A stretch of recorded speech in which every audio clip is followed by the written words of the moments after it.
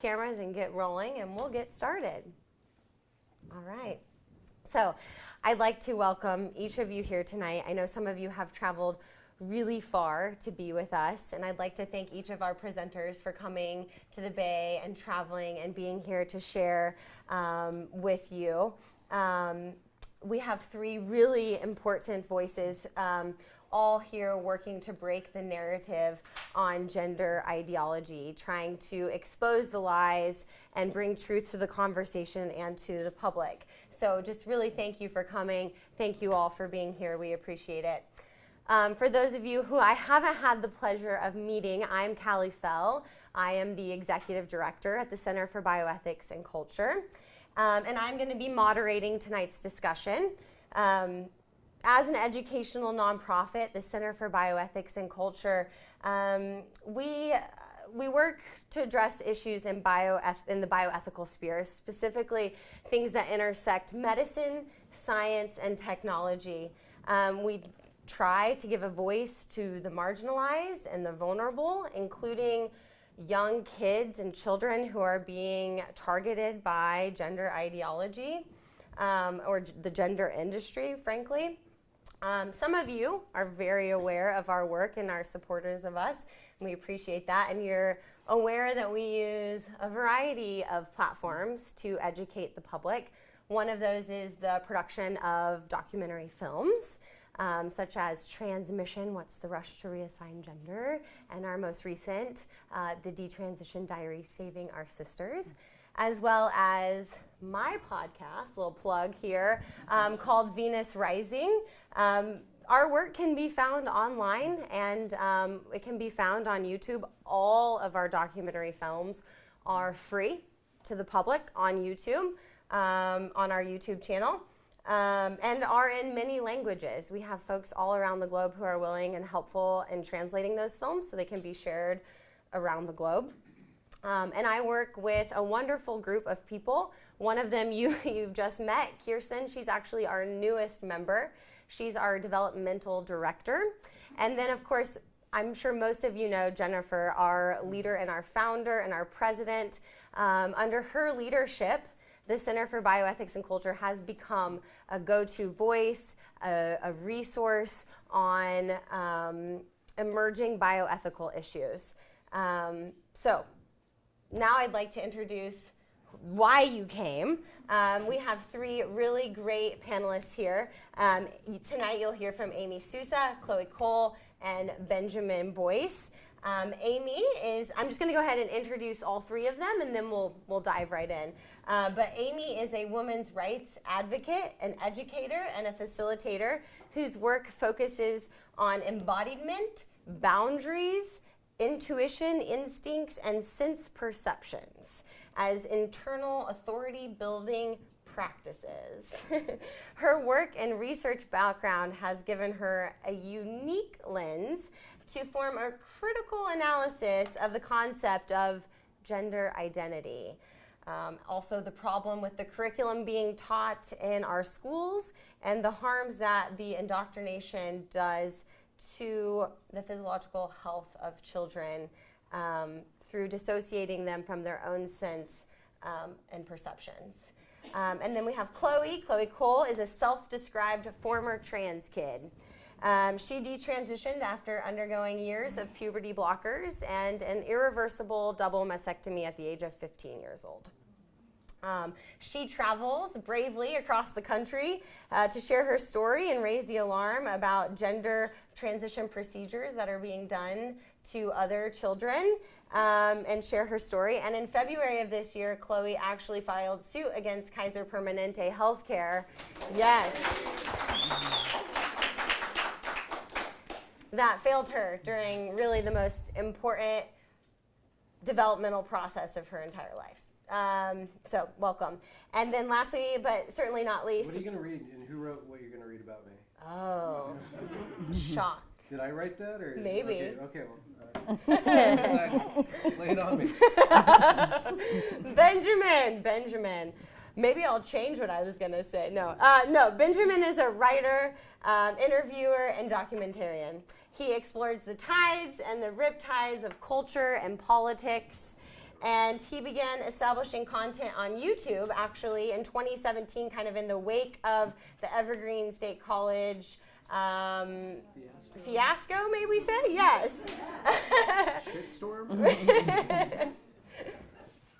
Whatever descriptor word you'd like to use. But in the ensuing years, he has turned into a deep dive of interviews on a variety of topics, including gender, and has a playlist of a lot of folks, including quite a few detransitioners. So we'll hear from him tonight as well. So without further ado, I would like to invite Amy to start us off. Yay, thank you so much. Thanks, Kelly. Yay, well, thank you all for being here. My name is Amy Souza, and as you heard, I am an activist on this issue. I've done a lot of events. My background is also in psychology and theater.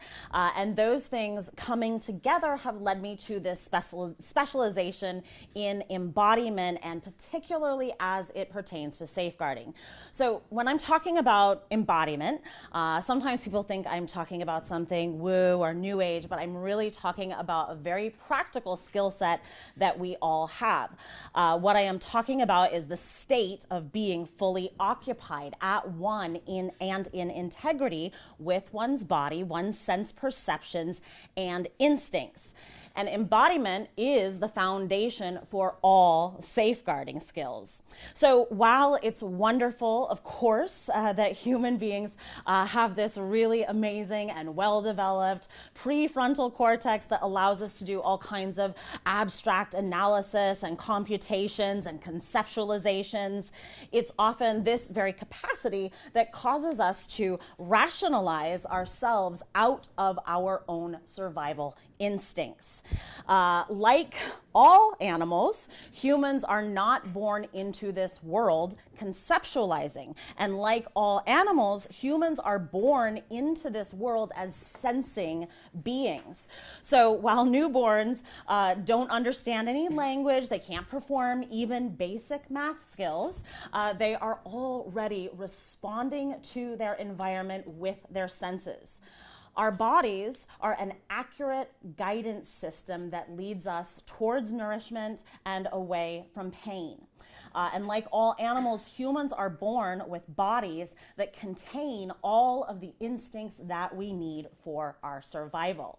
But unlike other animals, humans are the only species that often teach their young to deny their instincts and to discount their own sense perceptions. And this can lead to massive safeguarding failures, and we see this much around the gender ideology movement. Now, this ideology, where it appears in the media, in schools, in governments, it uses emotional manipulations within language and curriculums, and these can interfere with a child's natural instincts and with the accuracy of their pain and pleasure responses and the child's ability to have healthy bodily autonomy and boundaries.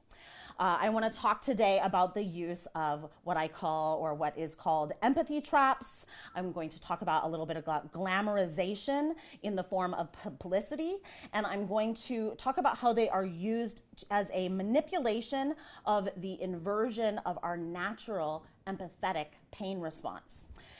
And before I go into that, I really want to underscore, and I think those of you who are here will understand this, but what we are witnessing in culture is not the uprising of a marginalized class that has suddenly found its voice.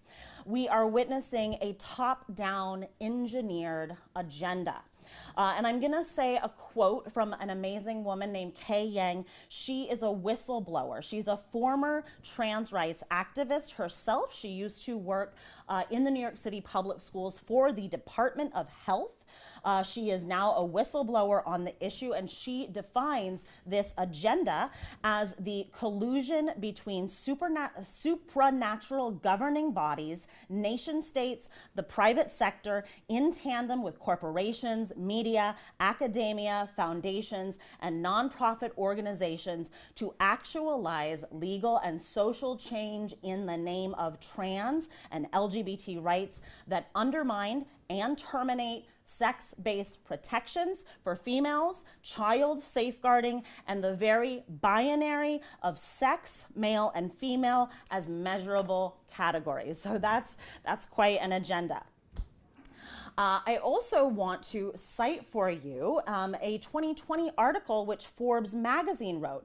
Now, Forbes magazine published this to encourage everyone to invest in trans tech as a budding industry with enormous opportunity. They said, our estimates place the average cost of transition at $150,000 per person. Multiply that by our estimated population of 1.4 million transgender people getting these surgeries, and we are talking about a market in excess of $200 billion. That is significant. That is larger than the entire film industry. And lastly, I want to cite Out Leadership, which is the world's premier global platform used by businesses to drive their equity campaigns. They count 98 of the world's most powerful companies as their clients, and they value on their homepage the total global purchasing power of the LGBTQ plus markets as over $3.7 trillion. For more on following the money behind this, please look at the work of Jennifer Billick of the 11th Hour blog.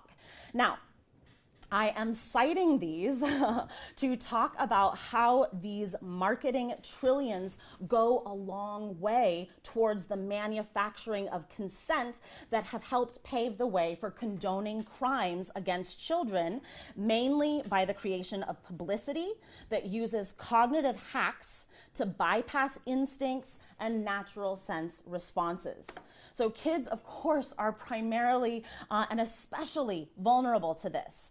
I often speak about how this ideology creates dissociation. It is an ideology of dissociating from one's bodies. This is in children's books. This is in school curriculum. This is on cartoons. This is on your favorite Netflix program. It is on the newest t-shirt at Target. They use a lot of language of false positivity to emotionally manipulate. We are repeatedly told that it is of the highest importance to value inclusivity, validation, affirmation, and kindness. Now, of course, all of these values by themselves, these are great values, but they are not benign. They are only useful situationally. So if we're talking about a third grade birthday party, yes, of course, invite the whole class. That is an amazing time to be inclusive. But when we are talking about safeguarding, boundaries are necessary, and boundaries are necessarily exclusive. So these kids in their school libraries, in their school classrooms are reading books like But I'm Not a Boy, But I'm Not a Girl, My Gender Dysphoria Monster, The Gender Wheel, Let's Talk About It, A Sex Guide for Kids, and hundreds of other books that are telling them that they can choose to be a boy or a girl or neither or both or some entirely made up identity. They are being led down a path where they are being told they cannot trust their own bodies, or they are made to feel that they are something other than their bodies. They are also led through constant pronoun rituals, whether it is in their anti-bullying curriculum or whether it is in a teacher wearing a pronoun badge or a teacher's anchor chart. These students are corrected when they use accurate sex-based pronouns for teachers or other students who claim opposite sex identities. Now, sex recognition.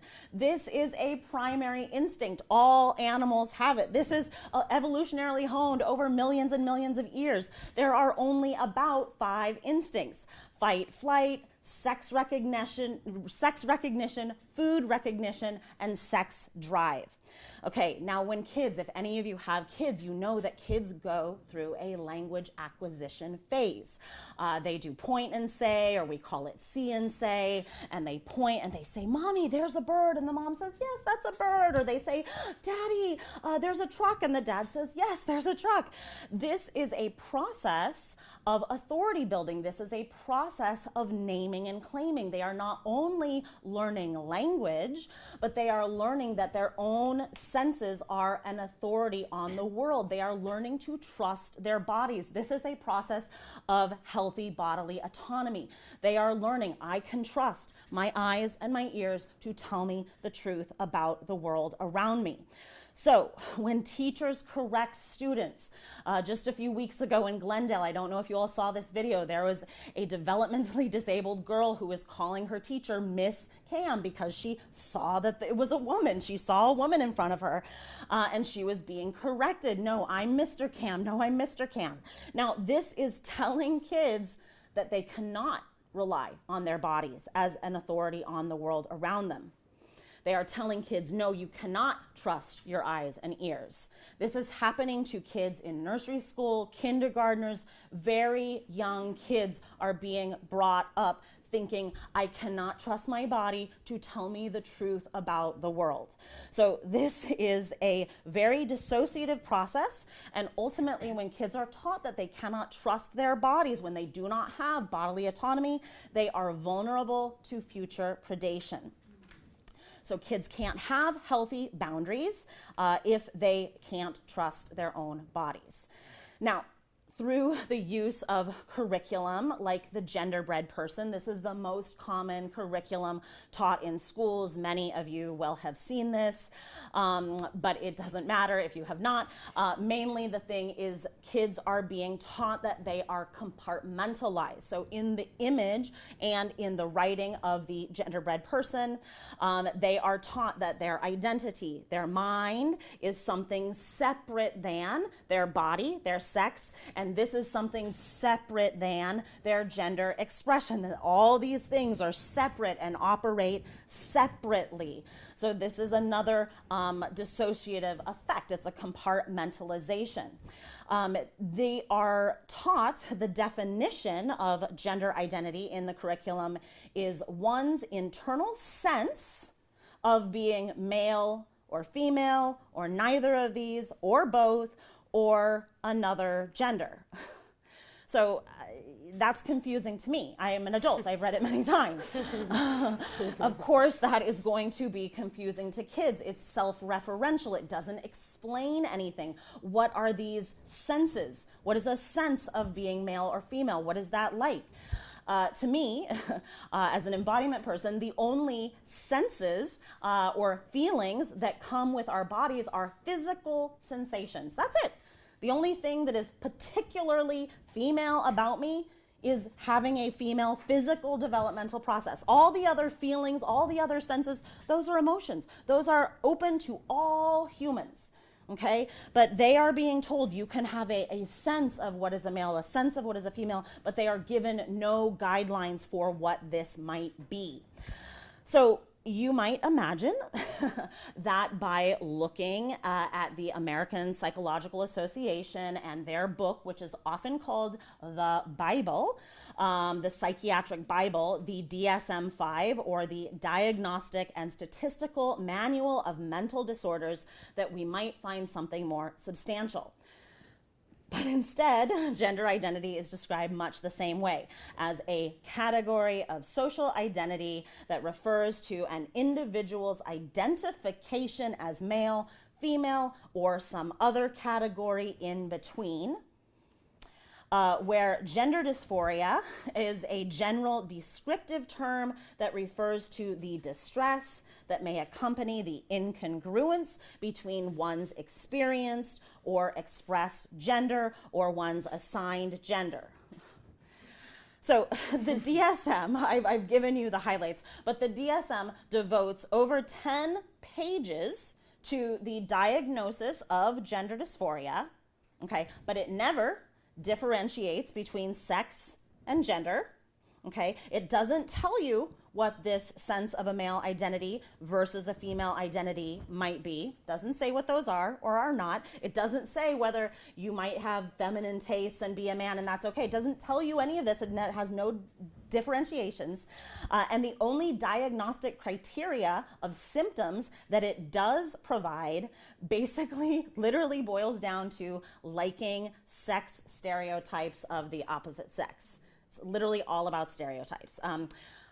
I have a longer essay coming if anyone ever wants to read my Substack about taking apart the DSM. It's a real problem, but I can't get into it here. So here's where I want to talk about these empathy traps. So there's a great book called The Empathy Trap by Tim and Jan McGregor, talking about the relationship between the empath, the sociopath, and the apath. Now, the sociopath obviously has nefarious plans. Those who are apathetic do not care, but the empath is actually the greatest enemy of the sociopath, because empaths feel for others. They feel other people's pain. Okay, so they are the ones who generally stand up, get in the sociopath's way, and say, no, you cannot do this. But the diligent sociopath will create an empathy trap to derail the empath's response. Okay, so earlier when I spoke about that manipulative language of false positivity, I mentioned that that was one kind of empathy trap, the false positivity, good values that everyone wants to strive to. Of course, everyone wants to be inclusive. That's an empathy trap. Or we're often told we should feel sorry for the poor boy, aka trans girl, who just wants to be included in sports. And you'll often even hear that these boys are banned from sports. These things sound so harsh. You feel so sorry for this kid. But really, boys are just being told they need to play on the boys' team. Okay, there's nothing happening. It's a trap. But the biggest empathy trap of all is the creation of the diagnosis of gender dysphoria. Okay, because if I ask you, okay, if I just ask a group of people, do you think that kids should have their breasts cut off? Do you think that kids should have their genitals mutilated? Any person with even the slightest empathy would say, oh my God, no. No, of course not. But when I mention kids getting their bodies cut, there's a natural empathetic response. We have a pain reflex. We wince. That's painful. No, I don't want that for a child. That kicks in. But when we are told, okay, that these kids have an incongruence with their identity, that they are born in the wrong body, that their extreme distress can lead to suicide, well, this is a very effective empathy trap. And it's also an effective tool to invert our natural empathetic response when it comes to child genital mutilation. Okay, alongside this trap, we also have the glamorization of this mutilation. Okay, to glamour is to cast a spell, to create an illusion that conceals the true form of something. Now, in this case, we see all the time these celebrity images concealing the pain that is actually going on. Kids are seeing models like this woman, Cassile MacArthur, who has been pictured in Miley Cyrus videos and on Vogue magazine with Madonna, and she's glamorized as this amazing celebrity with her double mastectomy scars. Or we see Jazz Jennings, who has his whole own television show all about him and a penis party where he had a penis removal on this show, very celebrated. Or now Kim Petras, who is being held up as the first ever transgender woman to win a Grammy, and we see him featured on a Sports Illustrated cover.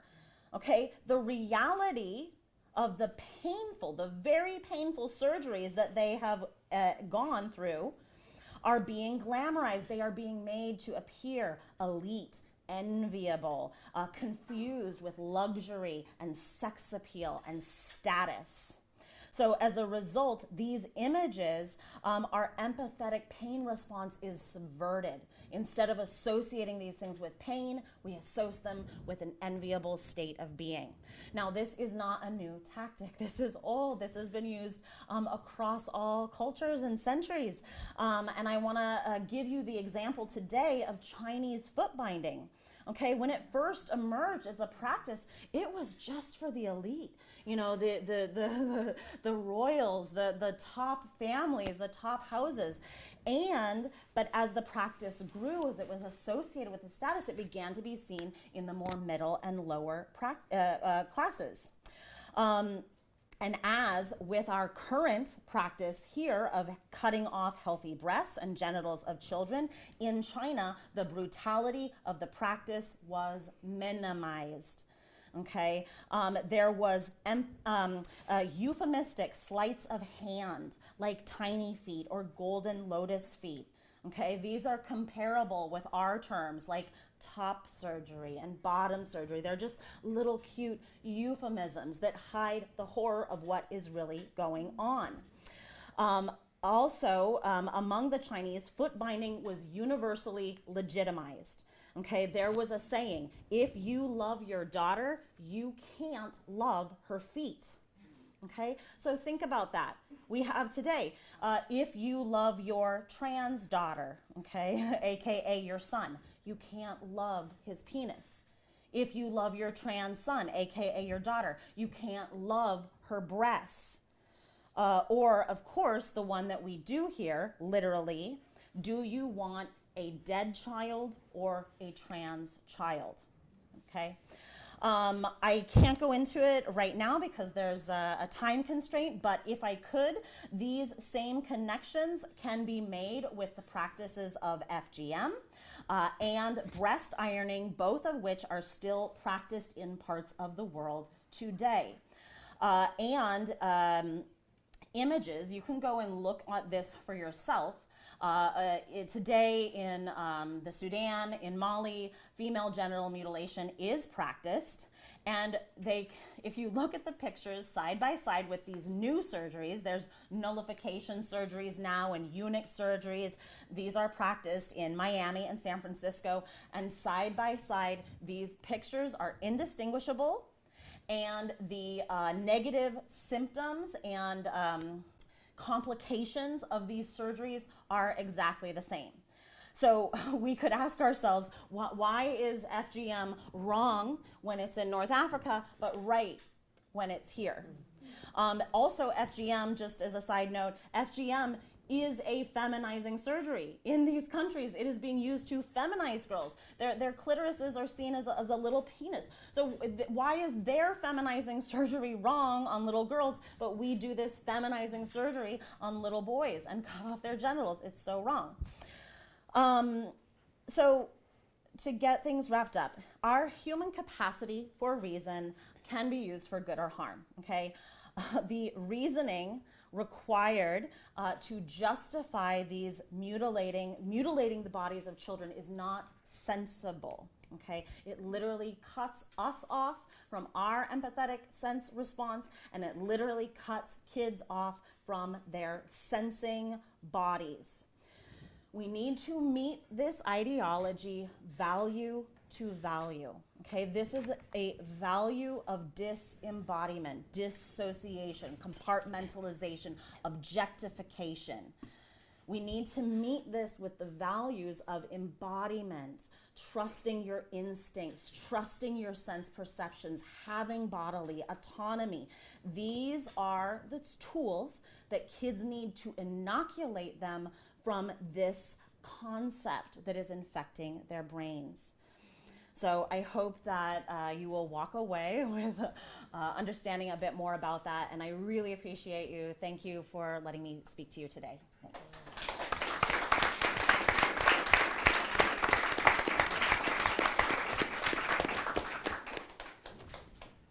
Chloe, next to you. Thank you, Amy, so much for that. That was really powerful and enlightening, really. But Chloe, we'll continue with you. So, I'm Chloe Cole, and I am an 18-year-old detransitioner I feel like it's more accurate to call myself a former trans kid because I actually went through the process of socially and medically transitioning between the ages of 12 to 16. I was 12 when I started identifying as a boy, and I took on the name Leo, and I started socially transitioning, which for me, that encompassed not only like a name change, but also like the way that I presented myself. I started to get shorter haircuts over time, and I started to wear more clothes from the boys section in stores. And then eventually I decided that I would come out to my family, my mom and dad, my siblings, and then eventually some friends from school. And about less than a year later, when I was 13 years old, I was started on puberty suppressing medication and testosterone. And when I was 15 years old, just after my sophomore year of high school had ended, I underwent a double mastectomy, which was the permanent removal of my breasts. Less than a year later was when I stopped transitioning. And my reasons in doing so were that, well, firstly, I regretted it. I regretted every single part of my transition, from having my puberty suppressed to the masculinizing effects of androgens, and especially the pain of no longer having my breasts. I realized that all along I really wanted to just be a woman, but for years I felt like I never would be pretty or feminine or worthy enough as a girl, and that I had a lot of underlying issues that I think were even causing my gender dysphoria that my doctors and psychiatrists had failed to sort out. I mean, throughout a lot of my childhood, I'd always kind of been on the tomboyish side. I had a crass sense of humor that would often offend the other girls growing up. And I just felt like I really, especially in terms of like my interests and my sense of humor and the way that I felt about a lot of things, I felt like I related a lot more to boys growing up. And my dad and my brother, I really looked up to them. But like in terms of like female role models, I wouldn't really say that I had any bad role models, but I wasn't particularly close to my older sisters, really. And my mom, I mean, I never really had any issues with her growing up, but she would often tell me, like, well, I was a tomboy at your age too, but there's still something that felt off about myself. I mean, I guess it didn't help that my mom, for as long as I've known her, has been a pretty feminine woman. She has always liked wearing purses and dresses and doing her makeup and doing up her hair and stuff. But I just felt like I couldn't really relate to that. I couldn't really relate to what I was seeing. And I think part of that is that I have some pretty strong symptoms of being on the spectrum. I haven't gotten a formal diagnosis because I've had 2 screenings in my life, one when I was about 4 or 5 years old, and the other after I stopped transitioning at about 16 to 17 years old. And both times, my doctors basically told me that, well, you're not dumb enough to be autistic. Like, they told my parents, like, your daughter's really well-spoken, and she's very smart for her age, so there's just... I mean, the second time, at the very least, they said, well, it's in the cards, it's a possibility. But, I mean, I feel like that was one of the things that made me orient towards more masculine interests and being more objectively oriented than socially oriented than my female peers. And it also made puberty a little bit more difficult because I tended to fixate quite a bit on the changes happening in my body. And it also didn't help that I was going through puberty at a rather young age. I started developing when I was roughly about 8 to 9 years old, when I was barely going into my 4th grade year. And it was really difficult dealing with all the changes, not only to my form and the way that I looked, but knowing that pretty soon here, like all the adults and even my own peers are going to start seeing me differently. And a lot of my friends growing up, I would often hear about the horrors that being a woman would have. I mean, first it started with like female puberty and the development of your breasts, and then things like periods and having to bleed every month for the rest of, well, not for the rest of your life, but for just about half of your life. That didn't sound very exciting to me. But then there came the possibility of getting pregnant and how tough pregnancy was, and then the pain, the excruciating pain of childbirth, and eventually going through female aging and being judged for that, and menopause.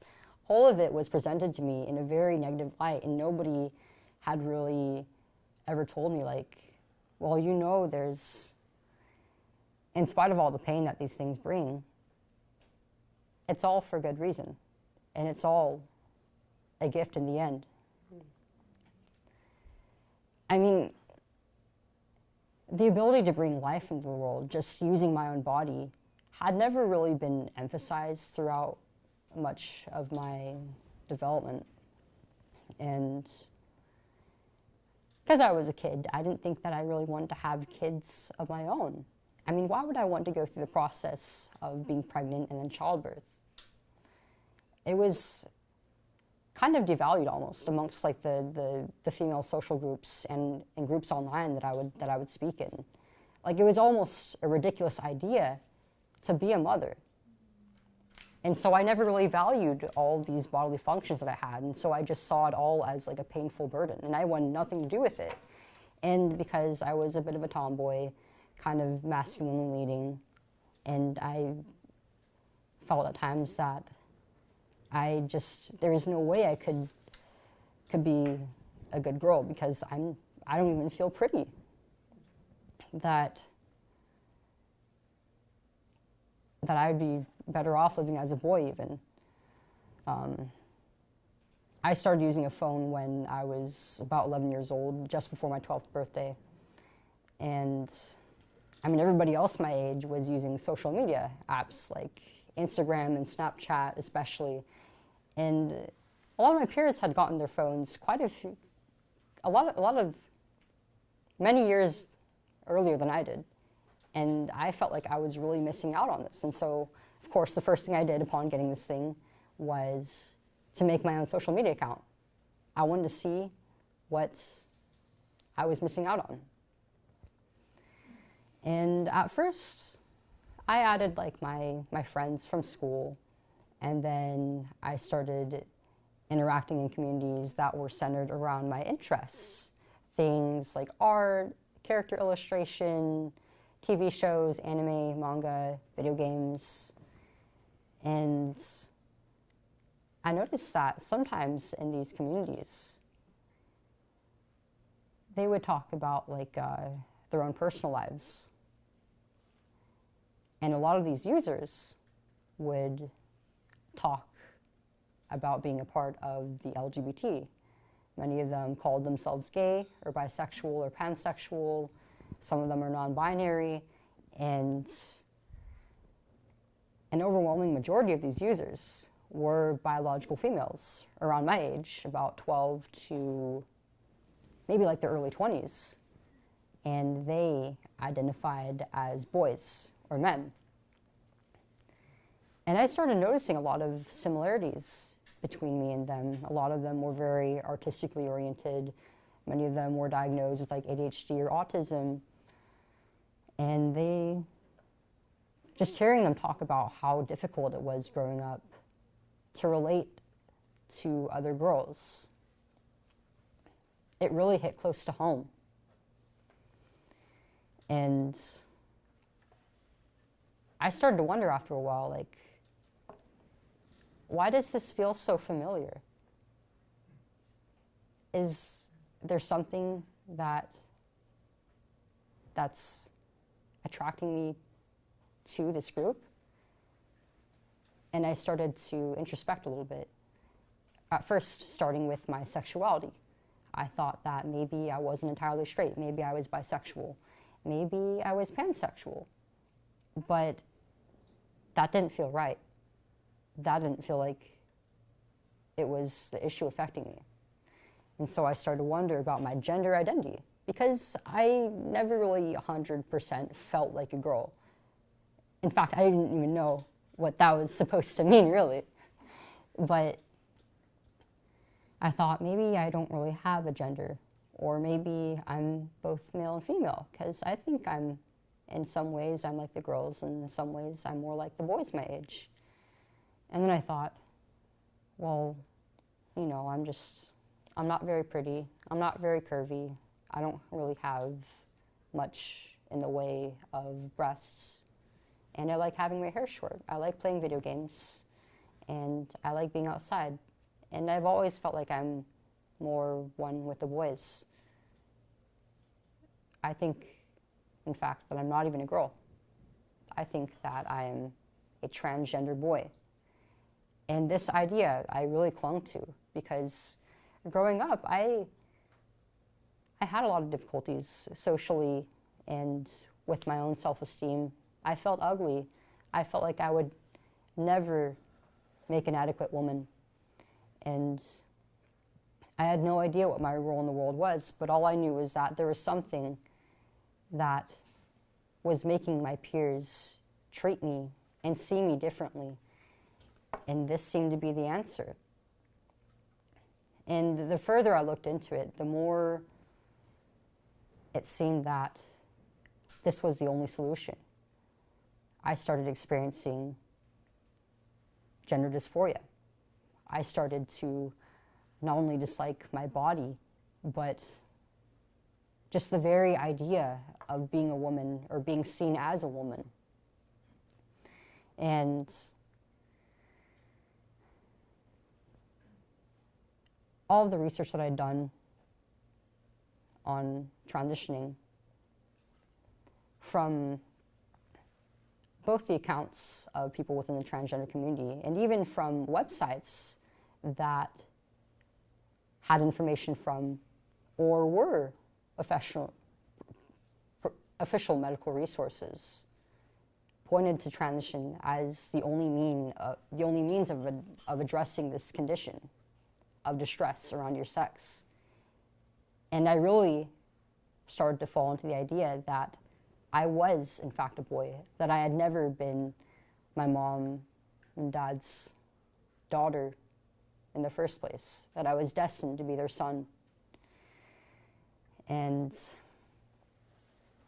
I was very confident in this. I came out to my mom and dad through a letter that I think I had left on the dining room table, and they were very shocked about this. I mean, it's a lot to hear something like this from your own kid. I don't think any parent really would expect to hear this from their own daughter.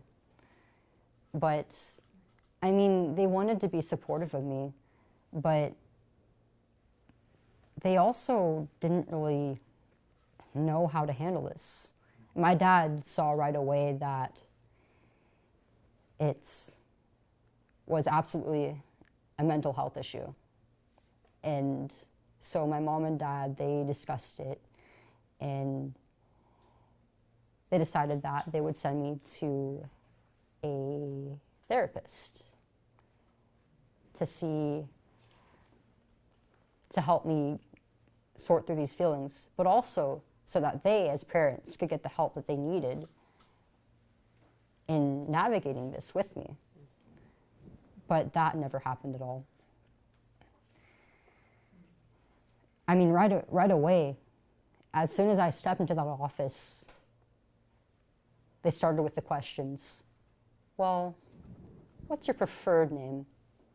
What pronouns do you want us to use for you when we're referring to you in conversation with other people? And what do you identify as? And the first therapist I had was pretty lousy. I had a lot of things going on at home that he just wasn't addressing, not only at home, but at school and with my peers. And I actually admitted at the time that I wasn't satisfied with him. And so I was referred to a gender specialist. I'm not exactly sure what that encompasses, but in my experience, it's like I think like a psychologist who refers gender dysphoric patients to and from services. And I believe that she was the one who gave me the diagnosis for gender dysphoria. And I wouldn't really say that I was being pushed into transitioning per se. I mean, I was the one who was pushing for it myself because I really genuinely believed that I was a boy, that this was the only treatment for the condition that I had. And my doctors just took it as, well, she absolutely knows what she wants. There's a reason why she's pushing for this. And they told that to my parents when they started expressing their concerns about why I was pushing so hard for this, why I wanted to go on these permanent treatments. And my dad asked, like, I mean, isn't there an alternative? Like, what are the chances that she's going to regret this? We can wait until she's 18, right? I don't want her making any permanent decisions until she's at the very least a legal adult. And they told him, well, it's more likely that she's going to regret going through the wrong puberty than she will regret transitioning. I mean, the rates of regret are really about less than 1 or 2%. And if you don't allow her to make this decision, it's going to be life or death. Either you're going to have a dead cisgender daughter or a living transgender son. These are words that you would expect to hear out of the mouth of an abuser, of a manipulator. This is not a professional way to speak about a psychiatric condition, or any condition really. But they use manipulation tactics to coerce my parents into letting me, as the child, run the course of my own treatment. And that's what happened. I was referred to different endocrinologists. The first one said, no, you're too young. I don't know how this might affect your brain development, but I never heard anything like that ever again from any other doctor that I had. And so the second endocrinologist that I was referred to, within a few appointments, put me on puberty blockers. And then about a month after that, I was put on the testosterone. And a few months into testosterone in my 8th grade year, I was sexually assaulted by a classmate of mine. And this really propelled me further into transitioning because, I mean, I was already living in the mindset that I was a boy, but then I had a very visibly female part of my body, my breasts, assaulted by one of my peers. And before that point in time, I wasn't really making any effort to like hide my chest because I was just wearing like baggy sweatshirts and t-shirts and stuff like that. But this really made me focus on that area of my body. And I bought my first binder after that. Which if you don't know, like a binder is, it's sort of like in the shape of a tank top, but it has like a compression area in the chest to flatten the appearance of the breasts in, say, like males with gynecomastia, or women who are cross-dressing, or drag kings, or, in my case, trans-identified women. And at the time, I didn't really recognize the incident as a sexual assault even. I just kind of thought of it as, well, I mean, it's just boys being boys, right? And like, if I'm being treated like this, I have to try harder and I just have to be a man about it if I want to be taken seriously as a man. And I mean, I felt like I really had nobody to talk to about this, because there were girls who told me, oh, this boy will never hurt you, don't worry about him. It was really, it really broke my trust that I had in the girls around me. And even to the school staff members, I feel like I felt at the time that if I tried to bring it up to them, then they'd probably just give the kid a slap on the wrist. They'd probably just like give him like a 3 or 4 day suspension, and then he could come back and he'd know exactly how he got suspended, and he could take it out on me. I didn't want anything worse to happen to me. I really didn't have much of a chance. And that undisclosed, the unresolved sexual trauma that I had played a role into my decision to get a double mastectomy. And by that point in time, I had just finished my sophomore year of high school. And I had actually passed as the opposite sex well before I went into my freshman year of high school, so most of my peers had only known me as a boy. But, I mean, the more physical changes that I was seeing on testosterone, and the more like eased into that life that I got, the more conscious I became of the remnants of myself as a girl. Like, I looked like a boy, just about any other boy my age. I had muscle, and I was starting to develop like facial hair and a more square-looking face and body. But my breasts are still there, and it looked wrong. I felt disgusted looking at myself. And I just really wanted to be like any other boy my age. I wanted to be able to take my shirt off in the locker room without any worry, to be able to swim and work out and run shirtless, and just to be one of them. Because I really did think, despite not being a biological male, that I was a boy, and that was what I was supposed to be. And I was also very sick of wearing the binder over time. I mean, I live in a pretty hot area of California. It gets up to like, I mean, it's pretty cool this year, but sometimes where I live, it gets up to like 110 degrees during a heat wave. And I would work out in this thing, I would go on runs, I would hang out with my friends, I would walk home from school in like 3 layers of clothing. And I wanted to get rid of this thing so bad. I wanted to be free of it.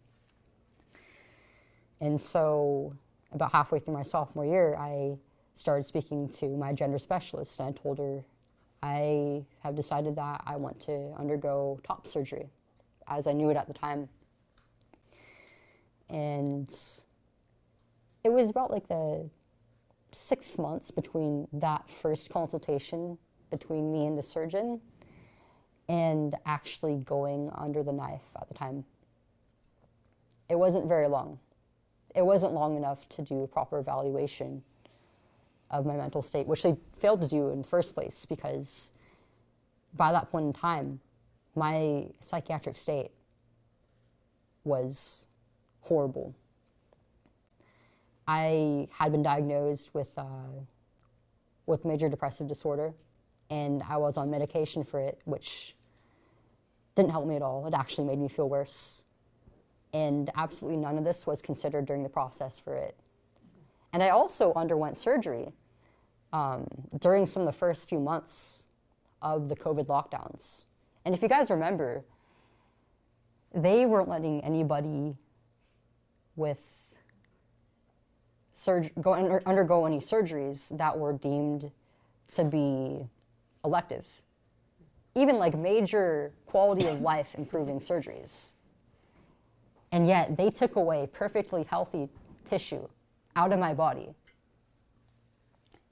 I mean, they did an examination beforehand, no tumors, nothing. And then they did a culturing of the tissue after it was taken out of my body, perfectly healthy, no signs of cancer at all. When I initially woke up from the surgery, I was happy. I felt fulfilled. I mean, I don't think happy is even, I don't think words could really describe just how elated I felt. It was like I'm finally closer to my true self, and I don't have to worry about this part of my body anymore. And this is a new chapter in my life. But, I mean, it wasn't long afterward that that feeling started to wear off. And I mean, I was confident in how I looked afterward, and it wasn't the worst results I had seen. They'd actually done a pretty good job contouring that, like my chest, to make it look more masculine.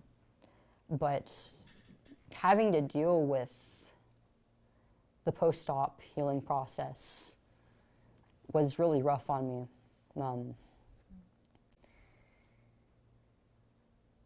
I mean, all the changes in, like, the sensation, they had to sever some nerve endings, obviously. And they also used, they took skin grafts of my areolas to make for a more masculine positioning of them. And so the sensation wasn't quite the same. It still isn't, especially in the very early healing stages.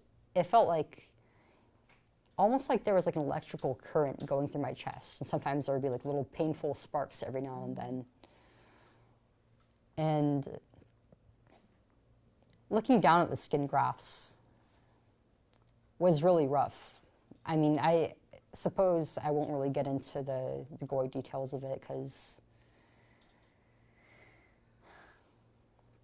but I mean, before and after every bath and shower every night, which that used to be my favorite part of the day, the bath or the shower after getting home from school or hanging out with my friends, a time where it was nice and warm and I could just have a little bit of time to think to myself. But now, I would have to look down at this wounded area of my chest, and I would have to undress and redress the scars and put Vaseline over the grafts and do massages to help take care of the scars and the tissue underneath. And it was really difficult for me to adjust to having this part of my body gone forever, even if it didn't really register to me yet that I would regret this decision.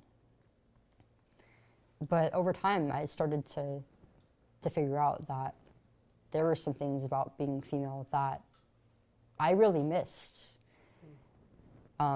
including like the social dynamics, and feeling like I could confide in other people about my feelings around things that I was going through personally. And also, even just little things like having long hair or just having more room to express myself visually. I started to secretly wear makeup and some of my old girls' clothing in secret because I was really ashamed about this. I didn't even look like a girl at this point in time. And I had a very, very deep voice. It was actually so deep that it was a lot more masculine than most of my male peers, and even some of my teachers at the time. It was a lot deeper than it is now. But I felt like I didn't really have anybody to confide in about these feelings, and I kept it to myself for a long time. But this just sent me down a further downward spiral. And there were times when I thought, well, am I even worth it? Like, I didn't feel like I was enough when I was a girl, but now as a boy, I feel the exact same way. Maybe I'm just not either, right? It wasn't until towards the later half of my junior year when I was taking a class in psychology that it really clicked. And I would say the main catalyst was the lessons that I had around things like maternity, rearing children, childhood psychology and development, that I really started to figure it out. Like it was the first time that I'd really been thinking about stuff like that in such depth. And I mean, it made me realize, like, I want to be a parent one day, and I want to do it the natural way. But if I keep going on any of these treatments, I might be compromising my ability to naturally mother any children. I mean, in my consultations for the testosterone and the surgery as well, my endocrinologist and my surgeon said, like, oh, well, the testosterone might affect your ability to have children the natural way. But I was 13 at the time. I thought, okay, I don't want to have kids, because I am a kid. But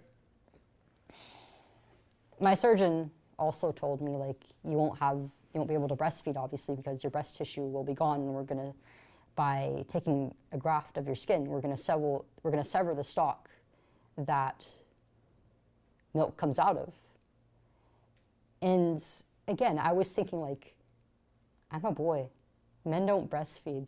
Why would I want to do that? But that's because I didn't know about the importance that any of these things had on a societal level, or even on, like, a personal level. And it broke my heart really thinking about these things after the damage had been done already. And I couldn't keep living like that. I just broke down one night, and I just couldn't take the shot anymore. I couldn't take the testosterone anymore. I didn't even want to look at the vial. And it was a hard road back. For a while, I knew that no matter what I did to myself, I'd be biologically female, just with less function in my body. But I was still trying to figure myself out and what had happened to me. But one day it just kind of clicked, and I thought of the word detransition. I wondered if it was even a real word, actually, because I'd never heard of it before. My doctors had never even talked about the possibility of detransitioning or regretting or trying to go back to living as a woman after a life of living as a man and being on these treatments. So I decided to look it up, and I found that there were pretty sizable communities of people who had been through transitioning back and deeply regretted it.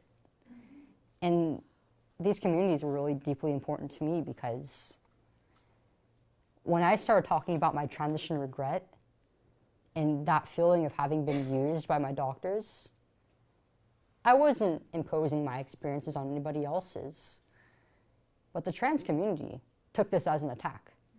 And they did their very best to shut me down, saying things like, this is all your fault. You should have known exactly what you're doing to yourself. Like, your doctors told you everything that you needed to know. And you don't represent us. You weren't a real transgender person, but you took away resources from those of us who needed. And so you need to stay quiet about your experiences because you're not only making the rest of us uncomfortable, you're also harming us by preventing us from getting the care that we need. And I didn't want to do any of that.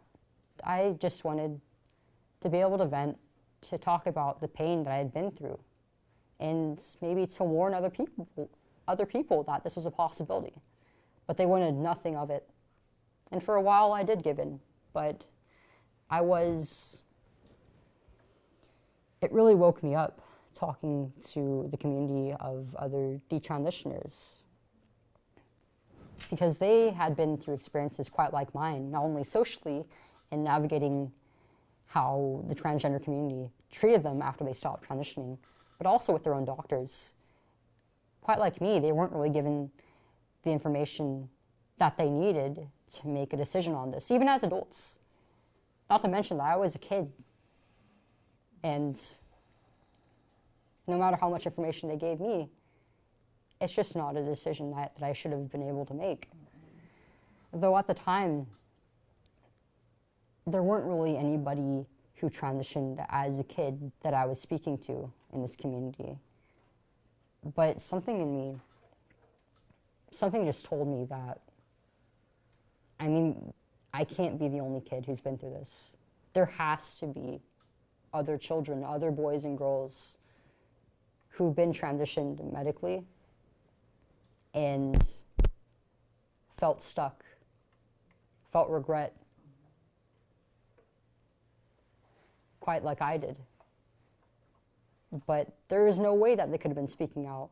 If the transgender community was treating me the way that I did, the way that they did, I mean, they must have done it before. And they are.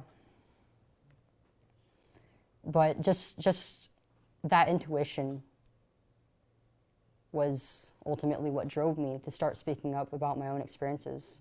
And I knew it wasn't going to be easy. From the very beginning of my detransition, they treated me like crap. And I knew that it was only going to get worse the louder I got. But, I mean, somebody has to start speaking up about this. And, I mean, what better opportunity than for somebody who's actually had that experience, transitioning as a kid, to start advocating for other kids as well. And we're really grateful that you have spoken. Thank you. I think other kids, other children who are now adults or becoming adults are grateful for you. I think parents in this room are grateful for you. I think parents around the world are thankful for you. I think healthcare providers who are trying to do the right thing or be a beacon are also grateful for you. So just thank you for speaking tonight.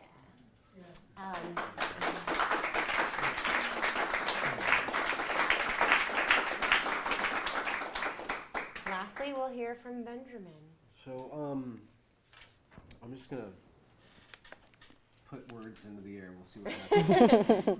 I'm not as well prepared as either of you. I'm not gonna speak from personal experience or from a more organized point of view, but I got into this topic because I really am attracted to stories, and I'm attracted to the stories of personal development and transformation. Those are just the root stories that really give me insight into what I am and what other people are when you hear their stories of transformation. And I came at this topic from a political point of view, from questioning social justice or wokeness or whatever it's called. And what I found was a very, very complex topic, a very personal topic from all points of views. And the detransitioner set that I found were 4 girls who were going to start some sort of movement or set up an organization called Peak Resilience. And I interviewed them and I heard their stories. And their stories led me to other people's stories. And I just started interviewing people. And I just started talking to all these different people, and everybody's got a different story.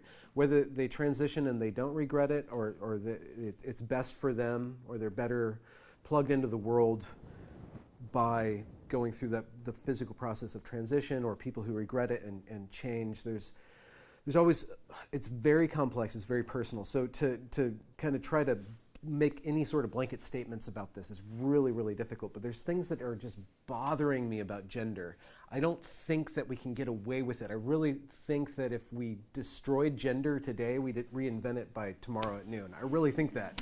I really think that there's something about men and something about women that is different and that is cultural and is informed by the body, and that the proper sociology, the proper theology, the proper tradition, takes that cultural stuff and bases it on the reality of the body, and then allows men and women to kind of understand general patterns of the other sex and kind of fit into each other, and we can kind of have more or less harmonious society. That's what I really think. I really think that. And so, I've gone through the discussion with a lot of different people with a lot of different points of view on that.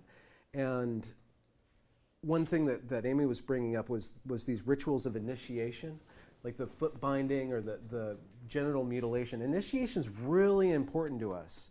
It's really important, and we've gone through like traditional societies, like old school societies. There are initiation processes right around puberty that can get pretty intense, and some societies are less intense. But there's, I guess I'm thinking like that. What's the 16th birthday party that quinceañera, right? So that's you're not being mutilated, but you're celebrating the femininity of this woman coming out, like this flower coming out. And there's this whether those initiation ceremonies scar, or whether they celebrate, or whether the content of scarring is celebration, or the content of the celebration is something just purely ephemeral. It still gives the chance for that individual female to recognize and to accept herself as a woman, and going through that process of accepting herself as a woman. There's meaning there. There's moral content there. It's not just a large gamete producer. I really believe that. And I'm sorry. I know that we're not supposed to believe that. We should just have this completely materialistic point of view of society. But I can't get away from that. I can't get away from what Chloe's talking about not feeling pretty. But I want to ask, like, didn't you want to feel pretty? Like, didn't you well, I want to be pretty, but I'm not pretty, so I have to figure out a way to get away from the prettiness. And the call inside of your story, Chloe, about if you had been given a cultural story about womanhood that really integrated those really difficult processes of menstruation, of cramps, of aging, of birth giving, and really put that into context, it feels like our society, in our rush to clean ourselves of the messiness of myth and the messiness of transition or tradition, we've tried to make a very clean world, and we've based it all on individuality, and any sort of stereotype or any sort of archetype is seen as oppressive. And then your generation comes along, you're not given all these rich stories, and you're not given the ability to interpret those stories in such a way that you can find space for yourself in those stories, where you don't have to necessarily be a woman in a very strict 1950s way, but you discover yourself in relationship to this cultural understanding. I was talking with Amanda earlier, and Amanda brought up a concept of the third gender in Thailand, and that concept's kind of different for me. I'm like, well, what are you talking about, third gender? What do you mean by that? And Amanda said in Thailand, the masculine female and the feminine male are seen as the story that they're told is that they're reincarnated. They were a man and then they're reincarnated as a woman. And so there's something in their dharma or their karma that they have to work out to understand what it's like to be a woman, or to understand what it's like to be a man. And so that society, from what I understand, it sets that gender nonconformity it plugs it into two ways. One, a transcendent goal for the individual to learn something about themselves and to use gender or the difficulty or their difference to other people as an opportunity to grow and as an opportunity to really deeply understand themselves. And it also allows culture to say, okay, you're different, but we still understand how you plug into us. Because we're all really strangers until we get to, we start as strangers, we start as stereotypes, and then as we get to know each other, then those stereotypes can burn away. But when we're so afraid of stereotypes as oppressive, then our society doesn't have any way to understand the stranger and bring them in. And lastly, I'm thinking about this concept of the trans kid and why that is being promulgated. And we can go through all the money and the institutional things, and there's a lot of different ways to critique that. But if kids are given this opportunity to not be a man and not be a woman, that's a very powerful idea. That's very mythological too. That's godlike behavior. If you're free from sex, you're free from age, you're free from, it's like the Garden of Eden, that fruit that they tasted was having babies and dying and giving your innocence over to work the earth, to go through labor. And if you could get away from that, you could be Peter Pan. You could just you could live your life completely beyond sex. It's a very, I want to use a mythological term, it's a very Luciferian way of using your will, or Gnostic, it's using your will and your intention and then technology and science to become superhuman, to excuse yourself from the filth and the disgustingness of human beings. So those are a lot of different ideas, and what I'm trying to grasp at is that there's a lot of different ways for us to approach this topic. I think somehow, I don't know if California is lost or not, or if America's lost or not. I mean, we're in the middle of Pride. I heard that there's 145 days that are celebrated for alternative sexualities or something, and not all of them. Not everybody celebrates Demisexuality Day or whatever, but religion is coming back into the world. If we don't understand what religion does and serves, and we want to say, well, that's mythology, we're past that, we're not going to understand how to deal with it as it ties society together, gives a bunch of people collective meaning. If we don't try to figure out how to engage with that collective sense-making process of tradition, of mythology, of storytelling, we're not going to give these kids any tools to understand themselves. And the people who have the mythology and all the money are going to win the day. So we need to really I think we need to get a little bit religious, a little bit spiritual, and really start to think in terms of storytelling, in terms of meaning making, while also understanding that there's realities and intuitions and physical beings, physical processes and physical reality, and also understanding that there are manifested through the transgenderism a lot of expressions of psychological disorders and stuff like that. There's technical understandings. I'm not excusing that at all, but I think we need to pair it. If we're going to have any sort of standing, we need to pair it with a deeper sense of meaning making. So there you go. Thank you. Thank you.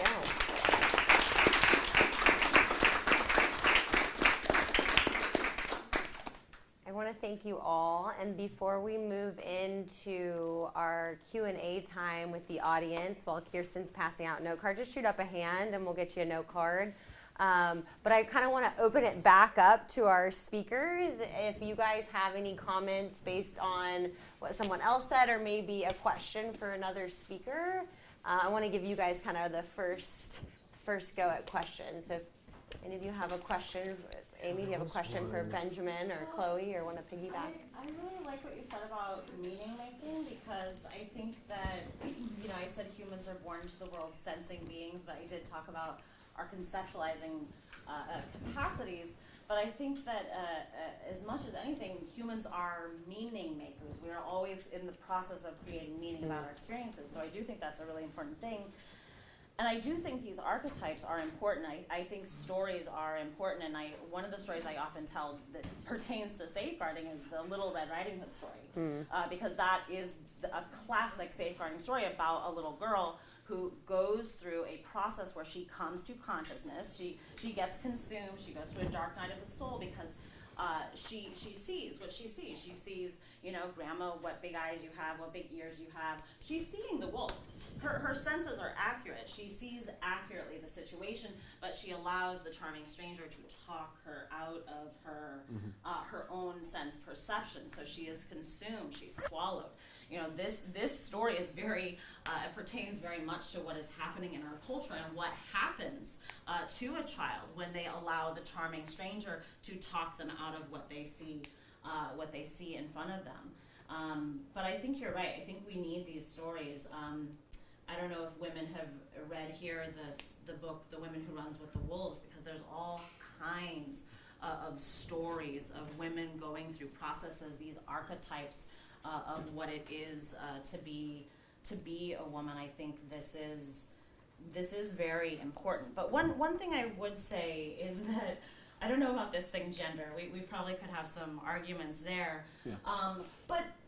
But I don't think I would agree with gender. I think it's harmful. I think it's been used as a tool of suppression. So I don't think the way that we've seen it across many cultures, I don't think we've seen it be used for good.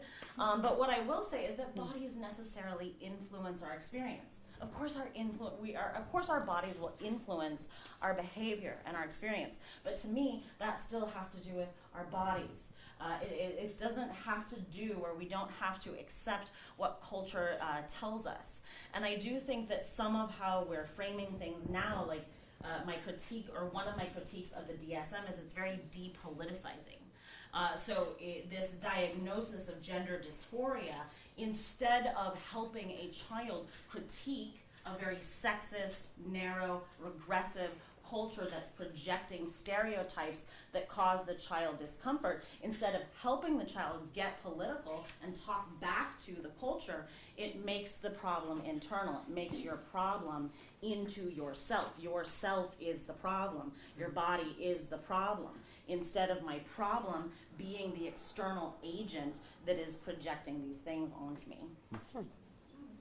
Well, there's also the concept of meme warfare. We are in a meme warfare thing, and if they have glamour on their side, how do you just de-enchant the world? I don't think that's going to work, but maybe you can try to. Well, I guess I like this little phrase by this old, maybe you may know him, Benjamin, but there's this old alchemist called Heraclitus, and he said that the true imagination is in alignment with nature, and fantasy is the madman's cornerstone. So I would look at the glamour of this ideology and say, this is a fantasy, it's unsustainable, it's out of alignment with what is. And what I think I heard you saying about some of what you were saying about gender, the part that I agree with is that it is in alignment with nature. It is following the path of our biology, of our embodiment. So I think that we do need to create stories and imaginative capacities. And our imaginations, by the way, our imaginations are a site of internal authority building. Because when you engage in a creative practice, that is a practice where you are listening in.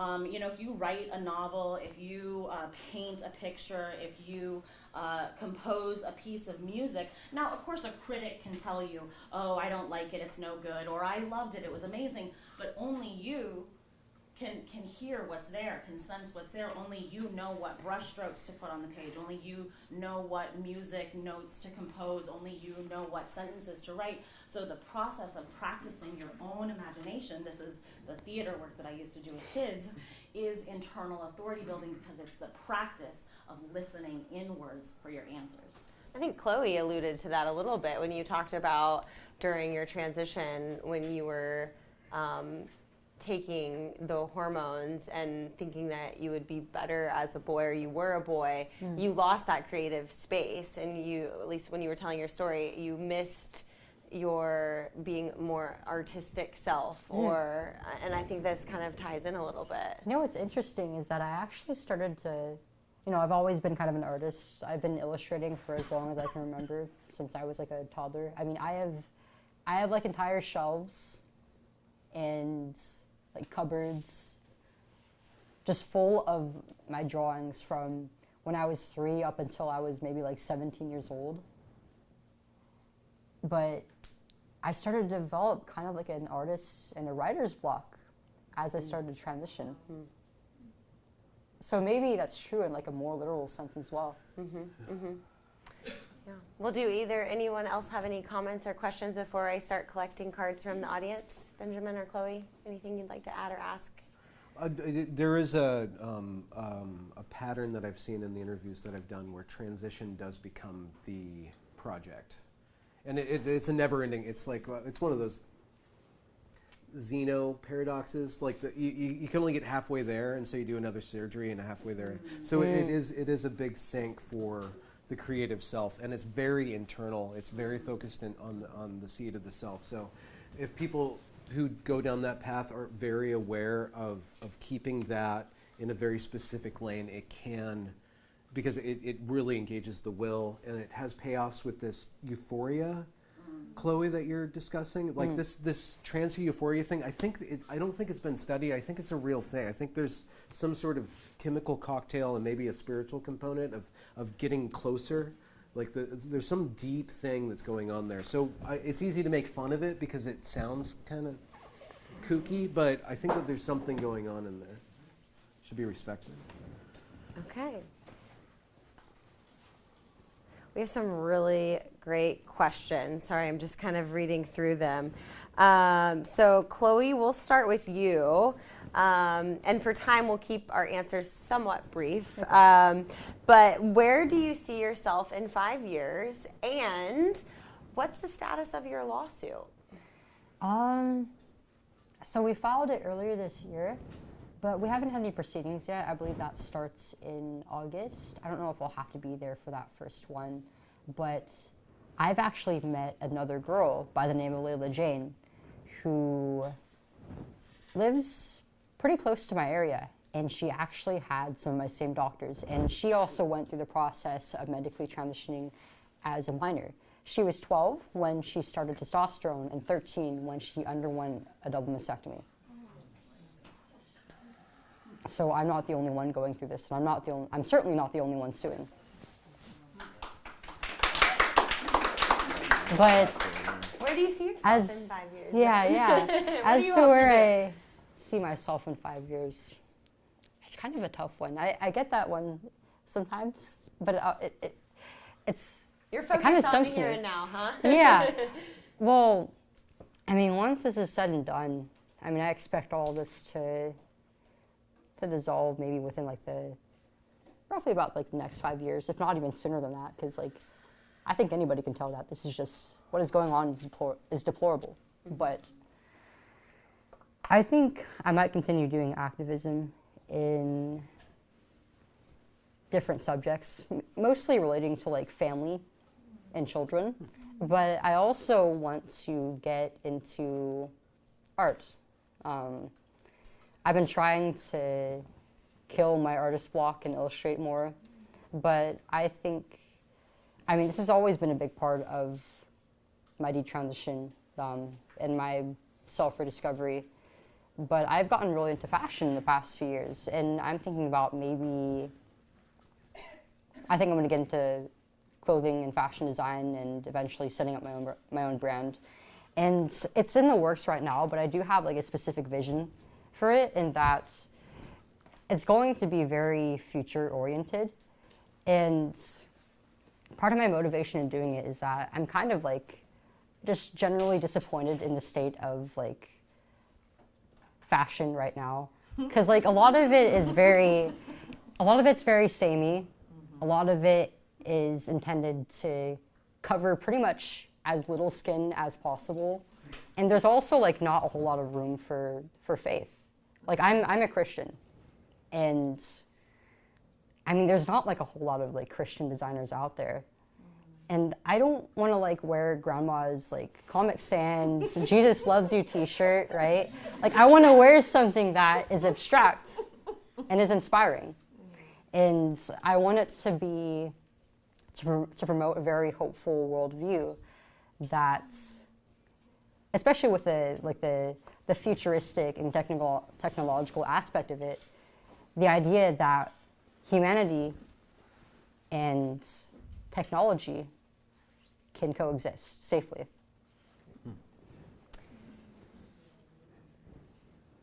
Benjamin, Oh no. have you observed in speaking with detransitioned men or in stories, any stories about other men encouraging them to transition? That is, have you heard about men grooming boys to transition? Well, I mean, we could go down that rabbit hole. There is definitely Angus Fox. I've interviewed him several times. He's done some pretty deep research on that, at least from the parents' point of view of these boys. But if you look at what's going on with, let's say, Discord and Reddit and Twitter to a lesser extent, but Reddit, it's more like with young men and young women, it seems like they co-ruminate. They get into like this, where they kind of do it all together. And there's probably groomers in there, like guys who are a little bit ahead of the curve and like pushing and pulling and stuff. But the community itself has a lot of power over the boys. And when the guys, when any of these kids teenagers start to form identity in that direction, it does almost always, well, there's a smaller cohort that experience gender dysphoria from early childhood that kind of seem to go the more true trans or trans med route, but the more socially, but there's another cohort that are more working out issues of autism or social distance or wanting a woman and not being able to have a woman, so becoming a woman, working out their sexual impulse that is probably autogynephilic or somehow their sexuality is wrapped up in being a woman, not just having a woman, but being a woman. So there's a lot of different like pushes and pulls, and so there is probably some manipulators there. There's social contagion there, and then there's also male sexuality, which we won't get into tonight. That's a whole nother topic. Yeah. Well, I don't want to speak. The night is young, so maybe we'll get there eventually. But Stick around long enough. Yeah. No. Okay. I think I'll do it towards Amy. This wasn't really listed towards anyone, but maybe we'll start with you. A frequent criticism of those of us recognizing the male or female body and importance of connected body and identity alignment is that we are erasing or invalidating their very existence. Are there suggestions on how to respond to this erasing response? Well, one, we cannot erase other people with words. You're talking to them, you're noticing that they exist just simply by having a conversation with them. That is affirming their existence already.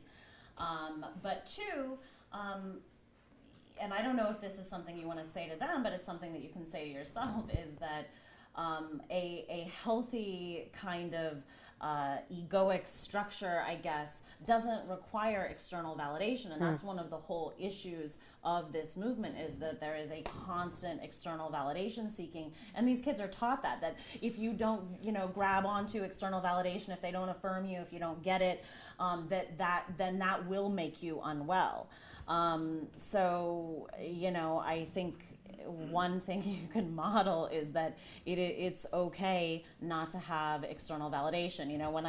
When I'm arguing, especially because I do a lot of activism, counter activists, TRA activists will tell me all the time, like, you're ugly, you're not pretty, you look like a man, you're this, you have bad eyebrows or bad hair, all kinds of anything you can think of. It is a thing that they will say, but I like to say back, like, that what's great about me is that I don't require your external validation. I don't require your participation in my ego. I don't require that from you. So I think, saying something, if you like them, being kind, or maybe if you don't like them, just being clear and having a nice little boundary about it.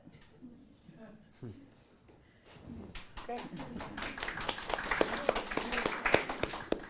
Do any of our panelists know if there are any research studies that you could give on the correlation between depression and surgery regret? Chloe, do you know of any of?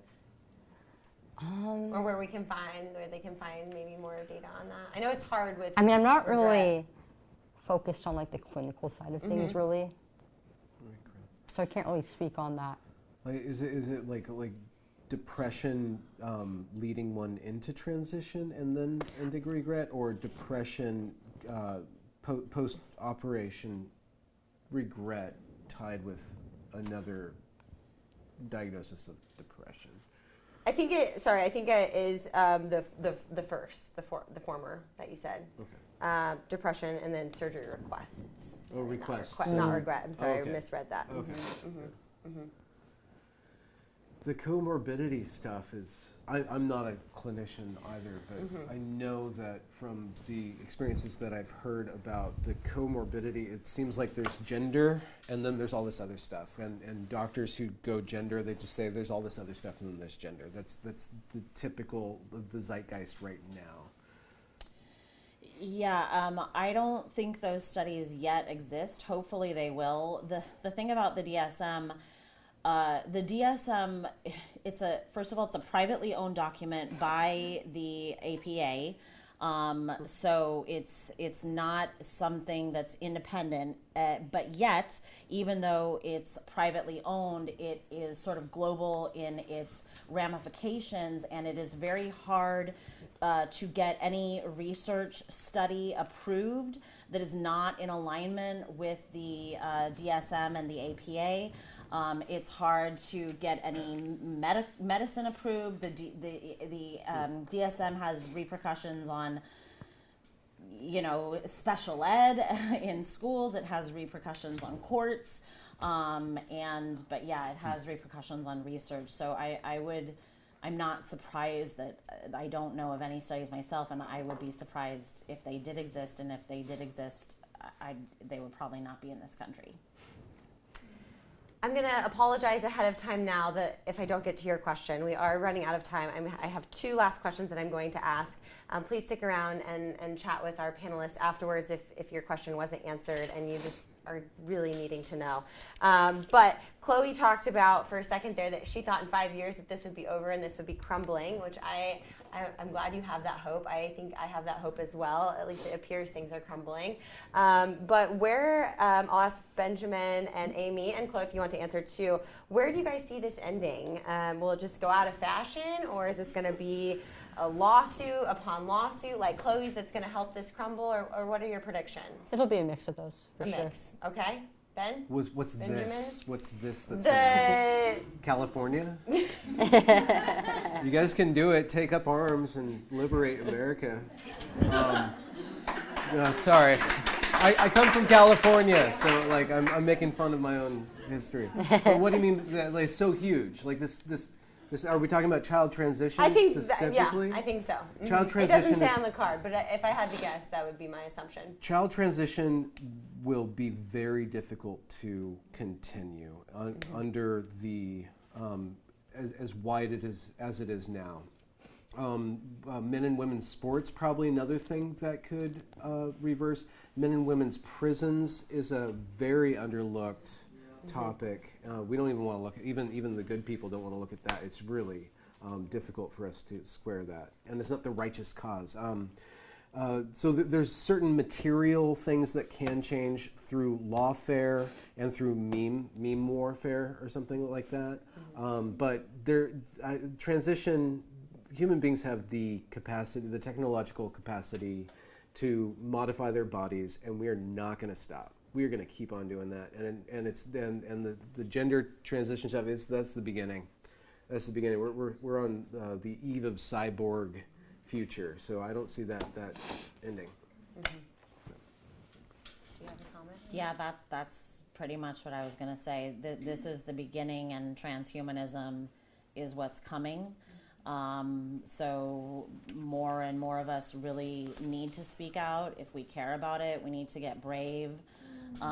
We need to be constantly calling it out, and especially in our personal lives, we need to not be afraid to speak about it to other people, because this transgender thing is just the appetizer. Transhumanism is really what's on the menu. Then I'll leave with this final question. What can we do then to protect our children now and here in California? we need an action plan. But what are your thoughts? My thoughts are, give them skills, give them, there's a great book, everyone should read The Gift of Fear, and everyone should read the companion book called Protecting the Gift. This is really a book about trusting your intuition, trusting your instincts. It has a lot to do with what I've already spoken about today, but it has even more things. It gives examples to help your kid practice these skills. I would say do these things to help inoculate your child and teach them history. I use the example of foot binding today, FGM. The more they know history and see these strategies, because ultimately you want to help your kids understand these tactics, these manipulative tactics as they're happening. It's hard to see them when you're, a young child, or you're even a young teen, and they're, and it's everywhere by your favorite, Disney star and your favorite, Blue's Clues even it's on. I mean, so it's very hard to see it when you are in it, but it's a lot easier to see it when you're looking at another culture. So I would say, show them studies of Nazi Germany, show them studies of Maoist China, show them about North Korea, show them places where these manipulative linguistic tactics have been used before, and show them how they function and give them the tools to inoculate themselves. They need skills and the ability to understand the world around them, but they also need hobbies, something to focus and work on. Yep. And a community around them that they can feel, that they can build their identity in, Yeah. and that they can feel secure in, a place where they belong. Yep. That's great. Anything to add? Yeah, what I come down to is a transcendent moral structure and a cultural moral structure. So just an understanding of how to plug into a community and an understanding of a great arc of meaning for their lives somehow. And that means eschewing a kind of, it just means kind of re-examining what a human being is. And I think human beings are mythological creatures. I think we're religious creatures. And sorry to say that, but I think secularism is kind of poison for kids. So that's just my point of view. Okay.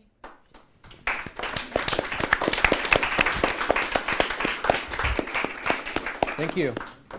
I want to thank you all for coming tonight and spending the evening with us. And again, I want to thank each of our wonderful panelists for coming and speaking.